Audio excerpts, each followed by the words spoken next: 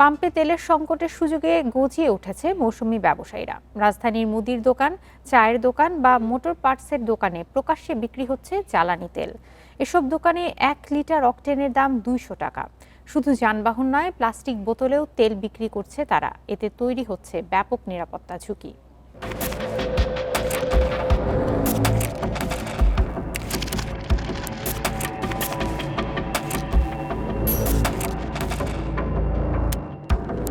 রাজধানীর বাসাবো এলাকার একটি তেলের দোকান।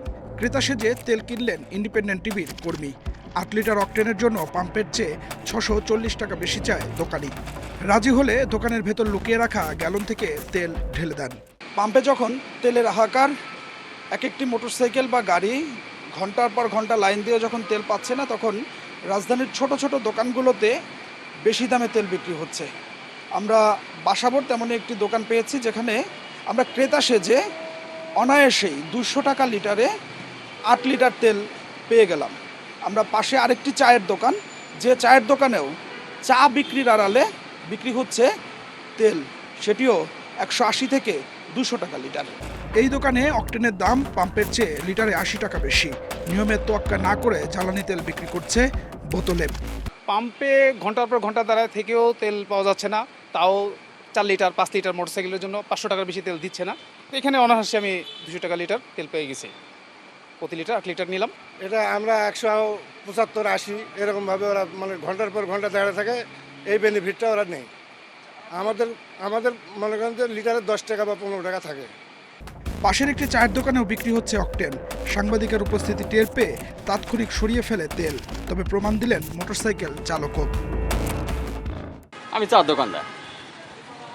দোকানদার। আপনি এখানে আমি আপনাকে দেখেছি তেল বিক্রি করতে, আপনি তেল বিক্রি করছেন? হ্যাঁ স্যার, ওই যে আপনার সামনে তো আমি 1 লিটার এনে দিলাম, ওই যে যাত্রীরারে আমি বেশি না স্যার।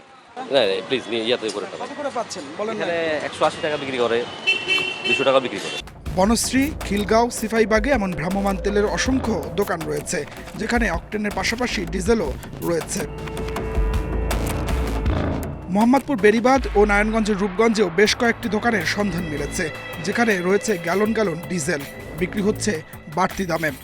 লুসায় এমনি মনে করেন কেউ যদি বিক্রি করে 5 লিটার করে, ওদের জন্য, ওদের সাইডের গাড়ি চলে আমার, ওদের সবসময় আমি তেল দেই, ওই তেল এই জন্য ওদের জন্য আনছি। তেল বিক্রির অনুমতি পেতে প্রয়োজন হয় বিস্ফোরক পরিদপ্তরের সনদ। এসব না মেনেই তেল মজুদ রাখায় বাড়ছে নিরাপত্তা ঝুঁকিও।